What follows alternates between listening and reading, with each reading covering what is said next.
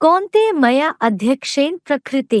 हे कुंती पुत्र, मेरी अध्यक्षता द्वारा प्रकृति सचराचरम सूयते जड़ चेतन सहित पैदा करती है। अनेन हेतुना जगत विपरिवर्तते, इस कारण से जगत विपरीती गति में परिवर्तित होता है। कौन्ते मया अध्यक्षेण प्रकृति सचराचरम सूयते अनेन हेतुना जगत विपरिवर्तते। भावार्थ, हे कुंती पुत्र, कल्पादिकाल की शूटिंग में मेरी अध्यक्षता द्वारा अर्जुन अर्थात आदम अर्थात शंकर की मुझ शिव समान हीरा जैसी बनी उसकी आत्म ज्योति प्लस लिंग अर्थात देह अर्थात प्रकृति जड़ चेतन सहित बीजरूप रुद्राक्ष गणों को पैदा करती है। इस कारण से अधोमुखी मानवीय सृष्टि वृक्ष पीपल का जगत विपरीती गति में ऊर्ध्वमुखी परमात्म रूप हीरो पाठधारी के योग बल द्वारा परिवर्तित होता है। फुटनोट: अभी सबको नंबरवार योग बल से 84 के चक्र में उल्टी सीढ़ी चढ़नी ही पड़ेगी, क्योंकि सभी भोगी देव प्लस असुरों ने अपनी अपनी ज्योति बिंदु आत्मा को भोगी जन्मों में दैहिक इंद्रियों से सुख भोगते भोगते उत्तरोत्तर तीव्र दुख की अधोगति में डाला है। अतः अभोक्ता सदाशिव ज्योति बिंदु को आदम में पहचान कर याद करना ही है। वो ब्रह्मा नामधारियों की रात होती है। अज्ञान अंधकार की रात फैलाते हैं, बनाते हैं इस दुनिया को। हाँ, भगवान बाप जो बनाते हैं ऊर्ध्वमुखी ब्रह्मा में प्रवेश करके वो क्या बनाते हैं? दिन बनाते हैं। क्या? अधोमुखी ब्रह्मा में प्रवेश करके अधोमुखी दुनिया बनती है, और ऊर्ध्वमुखी में प्रवेश करते हैं तो दुनिया विपरीत गति से दुनिया की सब आत्माएं उल्टी सीढ़ी चढ़ती है। 84 जन्म की 84 सीढ़ियां। क्या कहा? बुद्धि ऊपर जाती है कि नीचे उतरती है? जब भगवान आके पढ़ाते हैं तो ऊपर जाती है। तो उन्होंने गीता में तो लिख दिया विपरिवर्तते। अब विपरिवर्तते का अर्थ भी तो समझाओ, सो कोई नहीं समझा।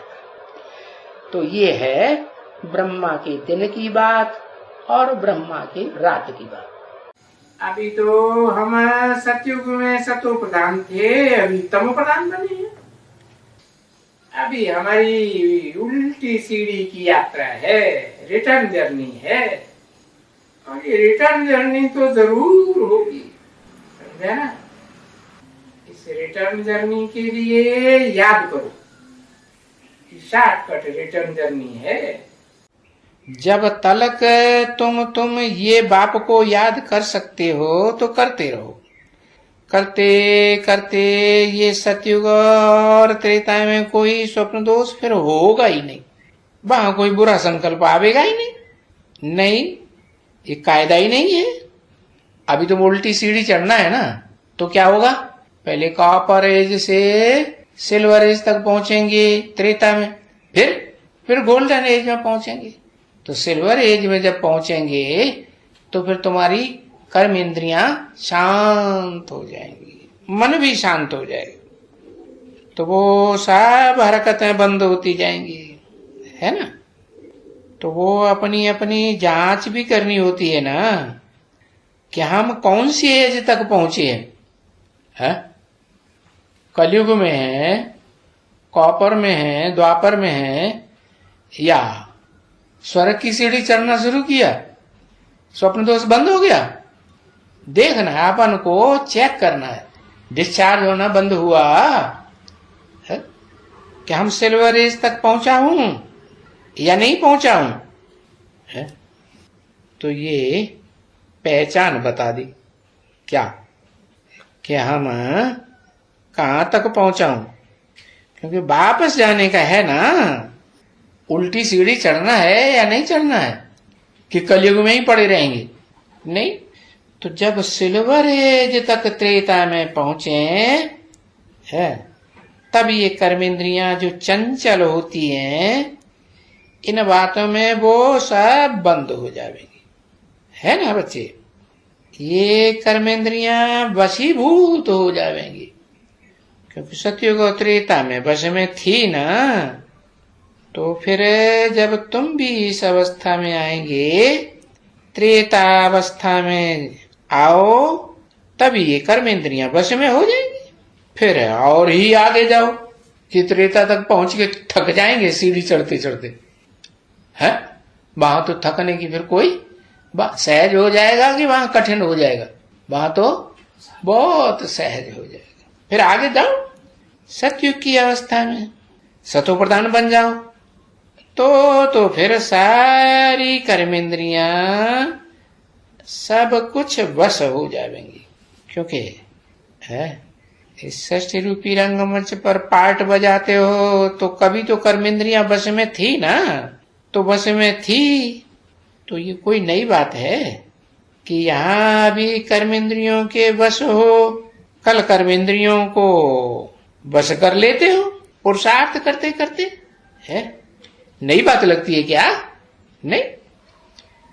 अब ये है रिटर्न जर्नी।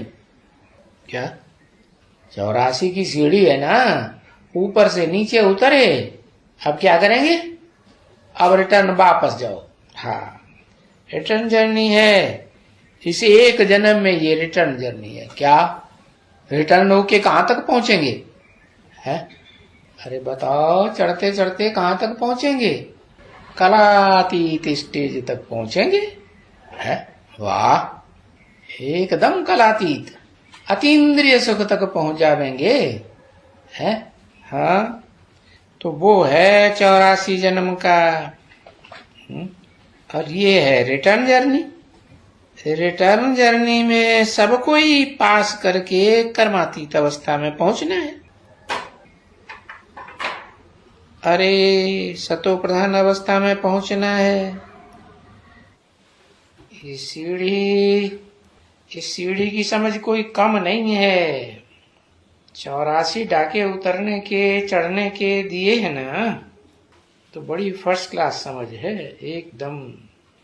किसको भी तुम सीढ़ी के ऊपर समझाओ, कैसा भी कोई हो भी, तो उनको बोलो देखो 84 जन्म, पुनर्जन्म तो मानते हो ना, तो पुनर्जन्म माना ही इस 84 की सीढ़ी में आना।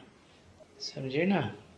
पुनर्जन्म का अर्थ ही है कि पुनर्जन्म लेकर के सीढ़ी को नीचे आना, ये अर्थ निकलता है कि पुनर्जन्म लेते हैं। ऐसे कहीं कभी भी नहीं कहेंगे पुनर्जन्म लेते हैं और डाका ऊपर चढ़ते हैं, ऐसे कोई समझता होगा? नहीं, पुनर्जन्म माना ही नीचे उतरना। क्योंकि ये सभी बातें दुनिया के मनुष्य नहीं जानते हैं। क्यों नीचे उतरते हैं? है कारण क्या? पुनर्जन्म लेते लेते नीचे उतरने का क्या कारण? कि देह की इंद्रियों को याद करते हैं। देह तो विनाशी है, देह की इंद्रियों से सुख लेते हैं, वो भी विनाशी है। अविनाशी बात तो बाप आकर बताते हैं कि तुम देह नहीं हो, तुम अविनाशी आत्मा हो। तो आत्मिक स्थिति में टिकेंगे, देह को भूलेंगे, तो पुनर्जन्म लेंगे या सीढ़ी विपरीत गति से ऊपर चढ़ेंगे। है क्योंकि आत्मा तो हल्की फुल्की और देह तो भारी वजन वाली, तो देह समझने से नीचे गिरते हैं, आत्मा समझने से ऊपर चढ़ते हैं। सो भी तब जब जिसने आत्मा का ज्ञान दिया, उस आत्मा के बाप को ज्ञान दिया कहो या जन्म दिया कहो, उस बाप को याद करेंगे। ऐसे नहीं कि मैं आत्मा ज्योति बिंदु, मेरा बाप ज्योति बिंदु, तो याद करेंगे तो ऊपर चढ़ जाएंगे। नहीं, समझ के याद करना है कि वो ज्योति बिंदु जो निराकार है इतना सूक्ष्म है कि इन आंखों से देखने में भी नहीं आता, चाहे अपना हो चाहे बाप का हो। चाहे कोई की भी ज्योति बिंदु आत्मा हो, अति सूक्ष्म, जो जब देखने में ही नहीं आती है, अव्यक्त है, तो पहचानेंगे कैसे, याद कैसे करेंगे कौन सी आत्मा? तो बताया मुकर्रर रथ में प्रवेश करता हूं, मुकर्रर रूप से नई दुनिया की स्थापना करने के लिए।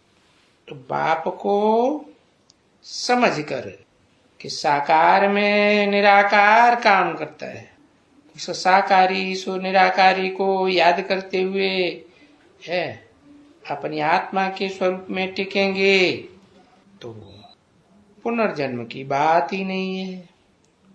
कोई का भी पुनर्जन्म, कोई भी हो, भले इन ब्रह्मा के ऊपर भी आओ, क्योंकि पुनर्जन्म लेना माना ही डाका नीचे उतरना, कुछ न कुछ नीचे उतरेंगे।